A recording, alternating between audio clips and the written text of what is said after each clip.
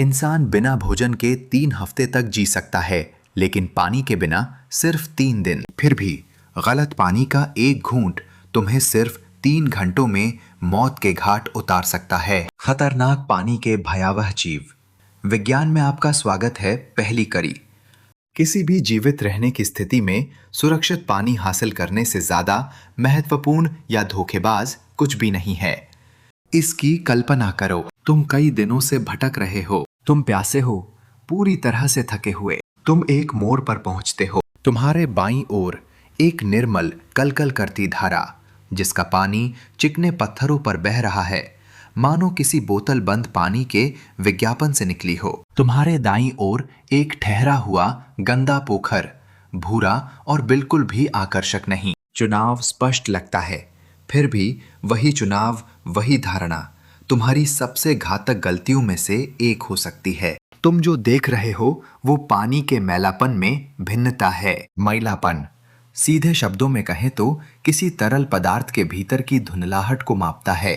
गंदे पोखर में मैलापन की मात्रा बहुत अधिक है। ये निलंबित कणों और महीन गाद से भरा हुआ है। निर्मल धारा में इसके विपरीत मैलापन कम होता है, और ठीक यहीं जाल बिछाया गया है। हमने इसे साफ पानी का धोखा नाम दिया है। तुम्हारी आदिम प्रवृत्ति चिल्लाती है कि पारदर्शिता शुद्धता के बराबर है। हालांकि पानी के भीतर सबसे घातक खतरे सूक्ष्म होते हैं।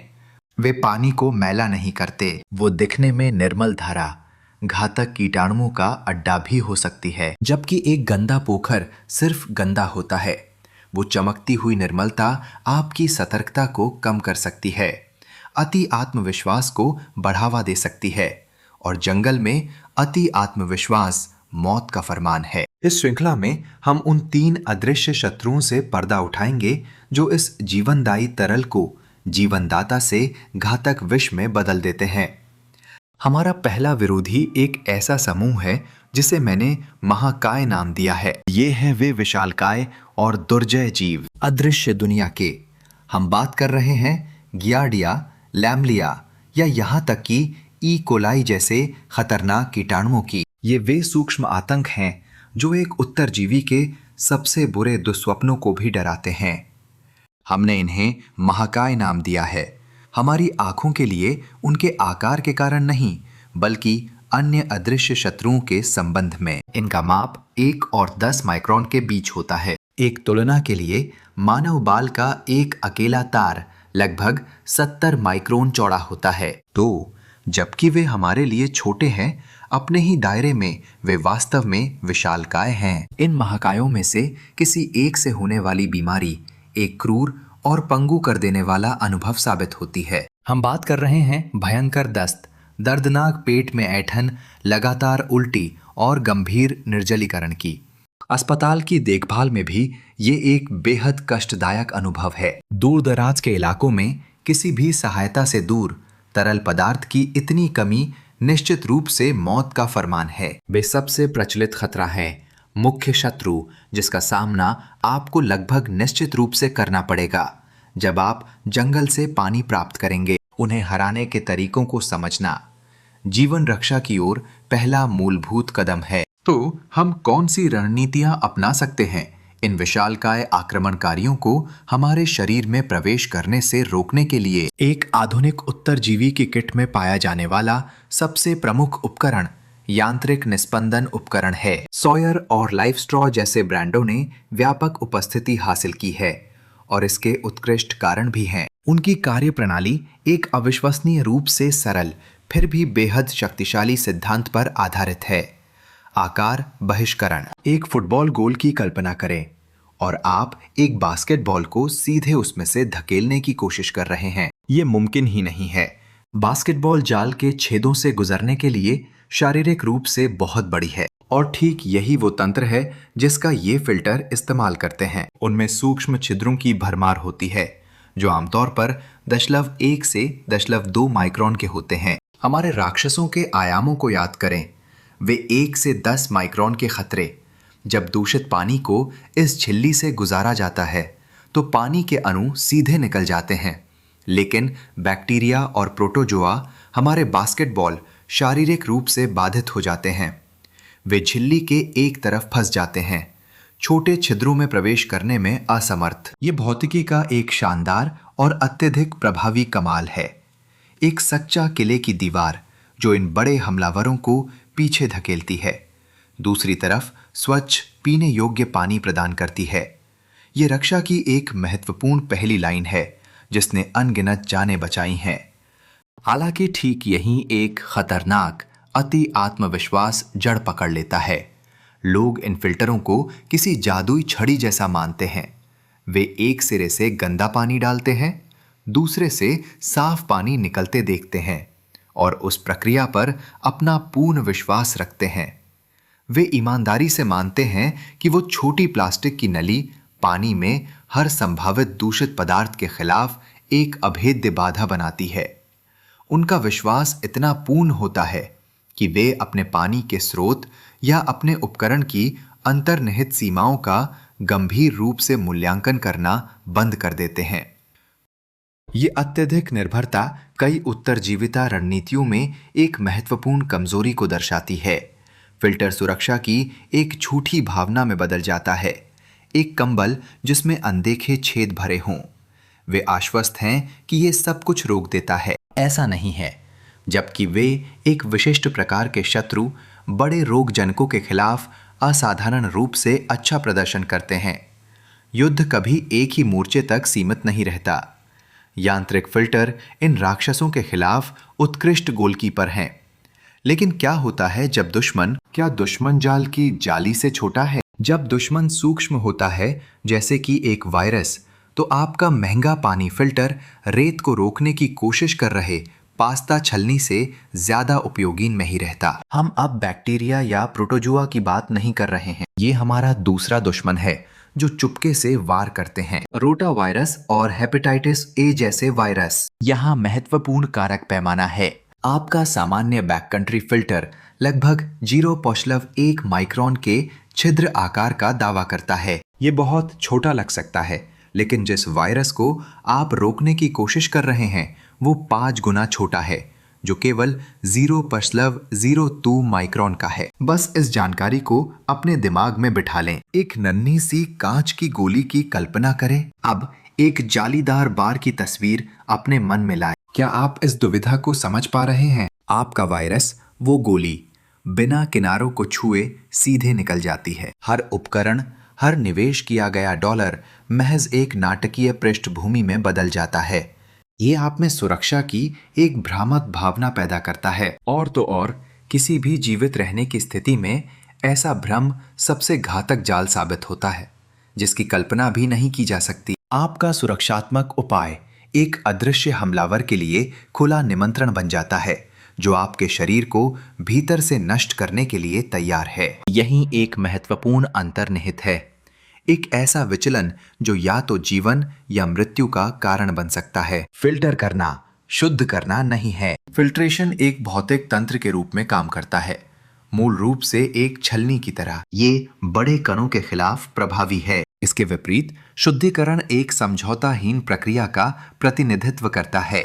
इसमें पानी को पूरी तरह से कीटाणु रहित और हर जैविक खतरे से सुरक्षित बनाना शामिल है, यहाँ तक कि सबसे कपटी खतरों से भी। इन नन्हे हमलावरों को मिटाने के लिए किसी को उनके ही पैमाने पर युद्ध लड़ना होगा। इस कार्य के लिए महज एक भौतिक बाधा अपर्याप्त है। इसके लिए रासायनिक हथियारों के प्रयोग की आवश्यकता है। आयोडीन की गोलियां या क्लोरीन डाइऑक्साइड के घोल के बारे में सोचें। ऐसे तरीके पानी की रासायनिक संरचना को मौलिक रूप से बदल देते हैं, इसे एक दुर्गम क्षेत्र में बदल देते हैं।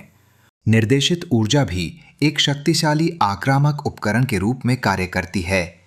एक चलता फिरता यूवी स्टेरिलाइजेशन यंत्र सटीक वार करता है। ये इन खतरनाक सूक्ष्म जीवों के आनुवांशिक कोड को पूरी तरह से तहस नहस कर देता है, जिससे उनका प्रजनन असंभव हो जाता है। भले ही वे तरल में मौजूद रहें, पर अब वे शक्तिहीन, पूरी तरह से हानि रहित हो चुके हैं। कल्पना कीजिए, फिल्टर ने जवाब दे दिया है और वायरल कण सीधे निकल रहे हैं। अचानक प्रकाश की एक अदृश्य किरण उस पर वार करती है और उसे पूरी तरह से निष्क्रिय कर देती है। स्वाभाविक रूप से हमारे पास एक आजमाया हुआ तरीका भी है, शुद्ध शक्ति, एक तेज उबाल उनकी प्रोटीन संरचनाओं को पूरी तरह से ध्वस्त कर देगा, जिससे उनका पूर्ण विनाश सुनिश्चित होगा।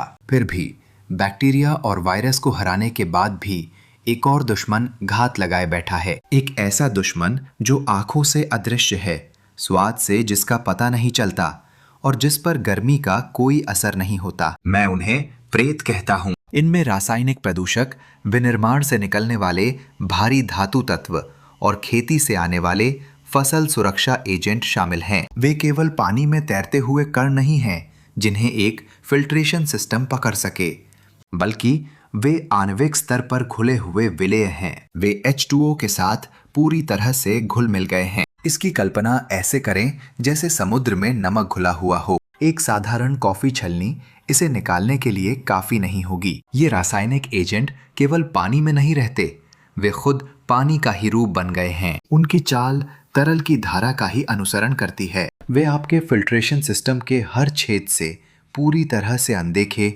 निकल जाते हैं। हम एक अनदेखे खतरे का सामना कर रहे हैं। वो साफ बर्फीली पहाड़ी धारा, वो मौत का एक घातक मिश्रण हो सकती है। आपकी सहज प्रवृत्ति आपको आगाह नहीं करेगी। आपको कोई धुंधली धुंध या बदबूदार गंध नहीं मिलेगी जो आपको उस सीसे, पारे या एट्राजीन के बारे में चेतावनी दे सके जिसे आप निगलने वाले हैं। परंतु ये खतरे आखिर कहाँ से उपजते हैं? हमारी अपनी ही हरकतें उन्हें पारिस्थितिकी तंत्र में रिसने का कारण बनती हैं। खेतों से बहकर आया पानी शाकनाशकों और कीटनाशकों से लदा मीलों का सफर तय करता है, फिर भूजल में घुसपैठ कर जाता है। औद्योगिक कचरा चाहे लापरवाही से फेंका गया हो या वीरान जगहों से धीरे धीरे रिसता हुआ, सदियों तक पूरी नदी प्रणालियों को दूषित करता है। उस दुर्भाग्यपूर्ण नाटक की कल्पना कीजिए जैसे वो सामने आता है। दुनिया के अंत के हफ्तों बाद एक जीवित बचा व्यक्ति एक नाला खोजता है। वो समझदार है, सूक्ष्म जीवों के खतरों से वाकिफ है। आग जलाई जाती है, एक बर्तन को तेजी से उबाला जाता है, फिर ठंडा होने के लिए छोड़ दिया जाता है।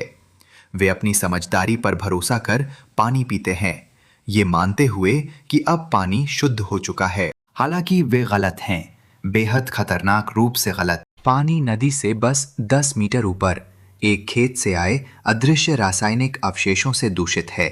उबालने से वे खत्म नहीं होंगे। दरअसल जैसे ही वो शुद्ध H2O भाप बनकर उड़ जाता है, उन घुले हुए दूषित पदार्थों की शक्ति और भी बढ़ जाती है। आप पानी को शुद्ध नहीं कर रहे हैं, आप तो उस पदार्थ की एक और भी घातक खुराक तैयार कर रहे हैं जो आपको धीरे धीरे मौत के घाट उतारने वाला है। जबकि उबालने से जैविक खतरे तो खत्म हो सकते हैं, लेकिन इन रासायनिक प्रेतों के सामने गर्मी वास्तव में उनकी जानलेवा शक्ति को कई गुना बढ़ा देती है। भारी धातुओं या कीटनाशकों से दूषित पानी को उबालने से शुद्ध H2O बस भाप बनकर उड़ जाता है। पीछे छोड़ जाता है एक और भी शक्तिशाली जहरीला गाढ़ा घोल। कल्पना कीजिए, एक धातु का बर्तन आग पर टंगा है, उसके भीतर एक संदिग्ध नाले का पानी। आप सोचते हैं कि उबालने से ये हानि रहित हो जाएगा। आप भाप को ऊपर उठते देखते हैं, वो शुद्ध पानी है जो हवा में घुल रहा है। फिर भी पीछे क्या बचता है?